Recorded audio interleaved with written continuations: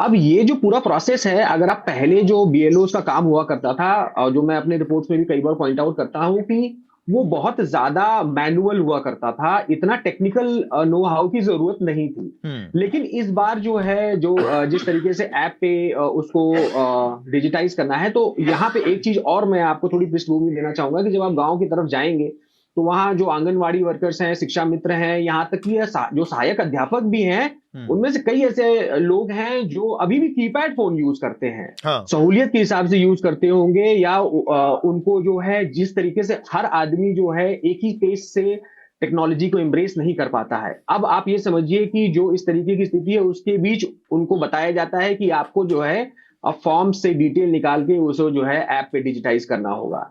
तो यहाँ पे जो मेन कमी जो मुझे नज़र आई वो थी, एक तो पहली थी कि अवेयरनेस की।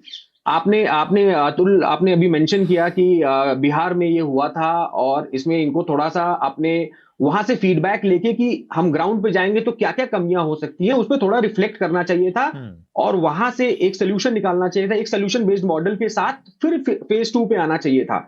लेकिन कुछ ज़्यादा ही जल्दीबाज़ी दिखाई गई और फेज़ 2 शुरू कर दिया गया और यहाँ पे ना कोई ट्रेनिंग दी गई। जो दूसरा मुद्दा है अवेयरनेस के बाद जो दूसरा मुद्दा है वो है ट्रेनिंग का। हुँ। जब नॉर्मली जब असेंबली और लोकसभा इलेक्शंस होते हैं तब भी उस समय भी जो है बीएलओज़ को एक ट्रेनिंग दी जाती है इलेक्शन कमीशन की तरफ से और वो हर बार दी जाती है, जबकि वो ट्रेनिंग अब पुरानी हो गई है। यहाँ तक कि बीएलओज़ एक ही काम करते-करते वो जान चुके हैं कि भाई हमें अगर इलेक्शन ड्यूटी में जाना है तो हमें क्या करना है। हाँ। लेकिन जब उनको ज़रूरत थी कि एक छोटा-सा ट्रेनिंग दे दें कि भाई ये काम है और वहाँ से भी एक छोटा-सा अगर फीडबैक ले लेते कि नहीं ये एक काम एक आदमी नहीं कर पाएगा, तो भी उनको ये चीज़ समझ में आ जाती। लेकिन ये जिस तरीके से इतनी जल्दीबाजी में इम्प्लीमेंट हुआ है, वो एक तरीके से पूरा एक नासूर बन गया इस पूरे एक्सरसाइज़ के लिए।